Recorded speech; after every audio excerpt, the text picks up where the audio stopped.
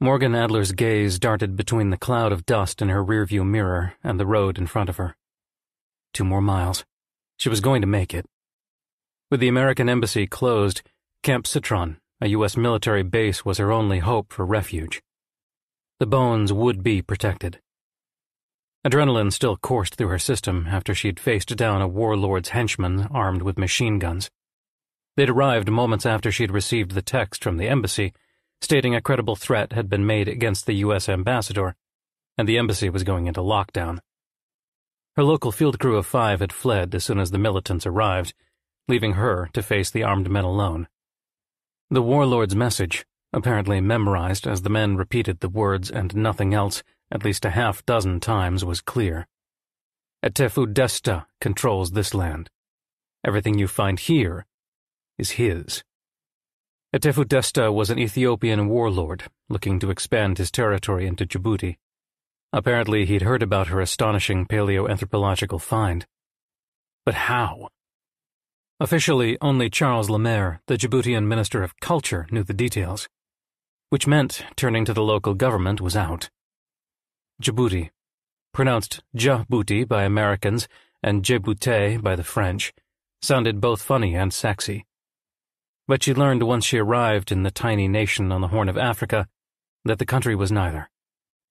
Djibouti had third world aspirations, with a long way to go to reach even that level of affluence.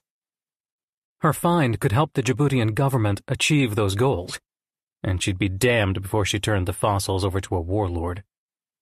Another glance in the rearview mirror. No one followed. Her hand still shook as she gripped the wheel. She was going to be fine. She'd get on the base, explain the situation, and they'd help her. The U.S. military had a vested interest in her project. She simply hadn't reached out to the powers that be on the base before now, because she knew how the military worked, and would not relinquish 1 ounce of control of her project. She rounded a bend in the road that hugged a low plateau and slammed on the brakes. A tire spike strip stretched across the road 30 meters in front of her. Another 20 meters beyond that, a Humvee blocked the road. She twisted the wheel and skidded to a halt just shy of the spike strips. Her heart pounded as 2 men with big rifles stepped from behind the Humvee. The vehicle indicated they were with the U.S. military. Why had they blocked the road with tire-shredding spike strips? A moment of panic ripped through her. What if these men had stolen U.S. equipment and really worked for Desta? As they approached, the fear subsided.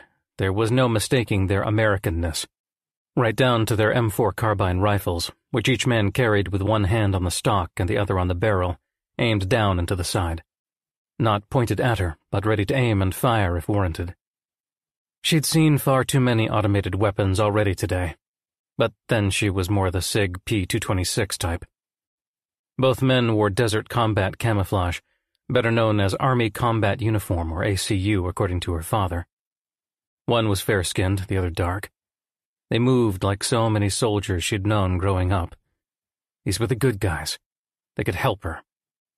They separated, the taller white soldier rounding the bumper to her side of the car, while the black soldier paused in front and hitched up his weapon, covering his partner without being too threatening, she guessed. She kept her hands on the wheel, in view of both men, and reminded herself she'd done nothing wrong. Well, nothing except taking the fossils from the site. But she was protecting them. They'd be handed over to the Djiboutian government as soon as she knew if she could trust Charles Lemaire. The soldier to her left signaled for her to lower the window. His name tape on the right breast said Blanchard, the branch tape on the left said U.S. Army, the familiar reverse U.S. flag patch on his right sleeve signaled friend. Camp Citron was primarily a Navy base, with Marines providing security, making her wonder if these guys were special forces, and if so, why they'd set up a roadblock 2 miles from the base. Everything about the soldier's stance was meant to be intimidating. "I've done nothing wrong." She gingerly lifted one hand from the wheel to comply with his signal. These guys didn't mess around. She pressed the button and the glass slid slowly downward, releasing precious air conditioning to the sweltering March day. "ID?" the man asked. "Why did you stop me?" she asked, hearing a tinge of fear in her voice.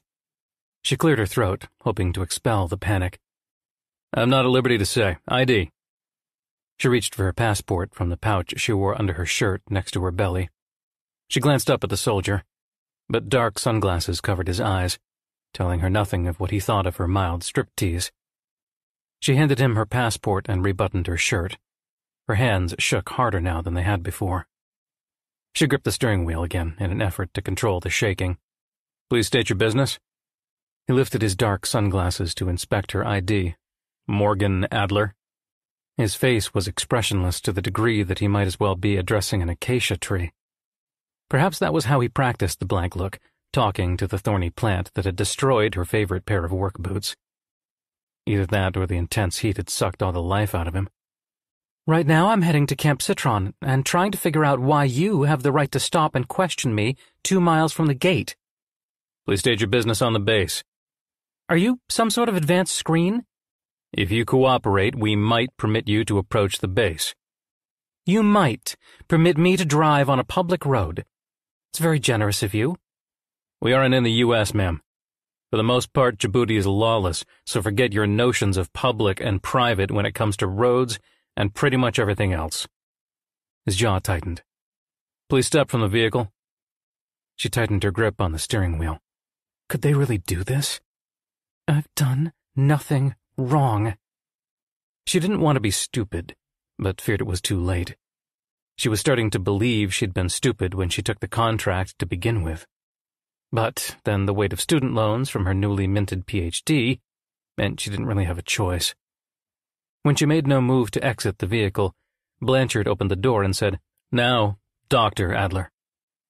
She startled at his use of and emphasis on her title. Her passport, several years old, didn't indicate her advanced degree. What the hell is going on? She shut off the engine. Blanchard moved back so she could step out.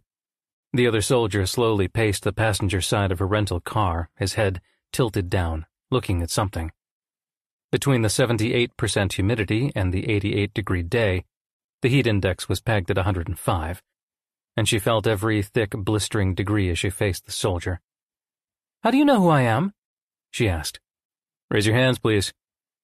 When she made no move to do so, he barked a sharp, "Now!" and gestured with the butt of his M4. She tried to stifle her squeal of terror as she raised her arms. She'd wanted to get herself and the fossils safely inside the perimeter fence of the military base, under the protection of machine guns, instead of being threatened by them. Although, technically he hadn't pointed his rifle at her. "There's a cell phone in my bra," she said when he began to frisk her. Her ample cleavage hid the bulge, making the warning necessary. "In the front." Thankfully, he was perfunctory in the pat-down, finding and extracting the phone without fuss. She had been groped enough to know the difference, and this man kept it professional. He slipped her cell into his pocket, along with her passport, and continued the search, pausing on the pouch against her belly, but a quick hand inside proved it was empty. He circled her and repeated the process on her back. "She's clear," he said to the other soldier. She turned to face him.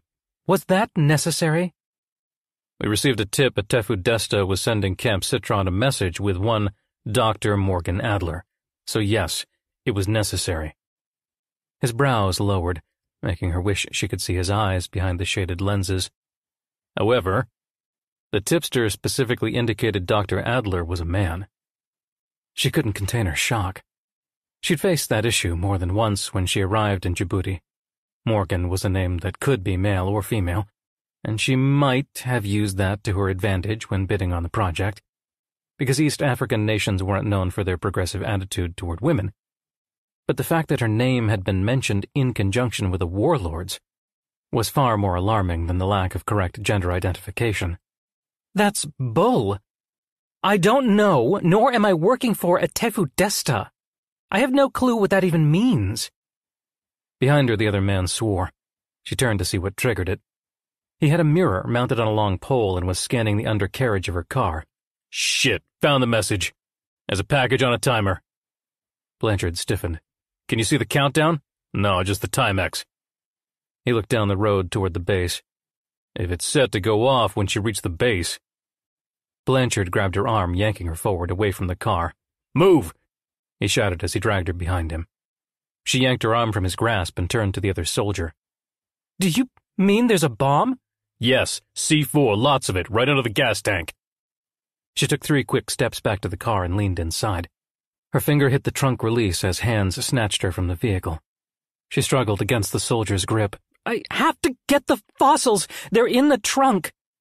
Blanchard's grip only tightened. No time! She kicked at him and broke free, but he caught her again before she took 2 steps. With a curse, he scooped her up and threw her over his shoulder, which hit her diaphragm and knocked the wind out of her. She gripped his back and tried to breathe as he ran at shocking speed. Stop! She shouted when she finally caught her breath. A stream of invectives escaped her mouth, which she followed up with, Let me grab the bones!